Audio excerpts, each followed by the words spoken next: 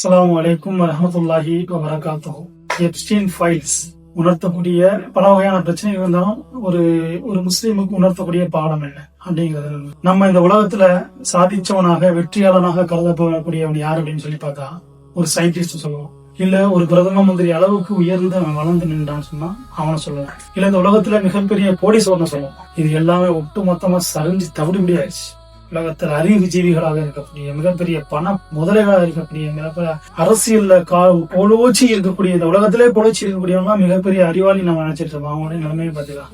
அற்பமான ஒரு விஷயத்துல அப்படி ஒட்டாச்சு சுக்குனூராயிடுச்சு அவனுடைய பிம்பங்கள் எல்லாம். அப்ப இது வெற்றி கிடையாது. நல்லா சொல்லிக்காரு. குல் மத்தா துன்யா கலீல், இந்த உலக இன்பம் மிகவும் அற்பமானது.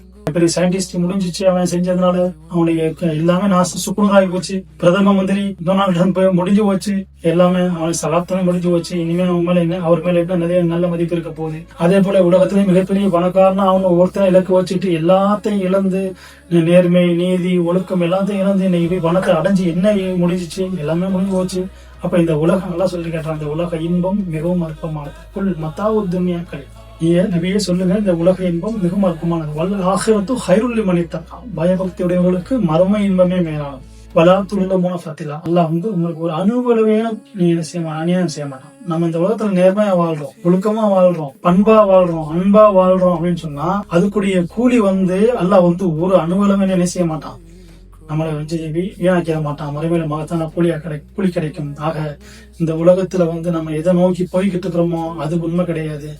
நம்ம இந்த உலகத்துல வாழும் பொழுது இறைவனுக்கு பயந்தவர்களாக, இறைவனுக்கு அச்சப்படக்கூடியவர்களாக, இறைவனுடைய கட்டளையை பின்பற்றக்கூடியவர்களாக நம்ம வாழ்ந்து மறைத்தாதான் அதுல இருக்கக்கூடிய ஒரு மன நிம்மதியும் ராகத்தும் சந்தோஷமும் வேற எதுவுமே கிடைக்காது. நாளைக்கு மறுமையிலையும் அது என்ன செய்ய வெற்றியை தரும், இந்த உலகத்திலையும் வெற்றியை தரும், நம்மளுக்கு கண்ணியத்தை தரும், பாதுகாப்பை தரும், அந்தஸ்தை தரும்.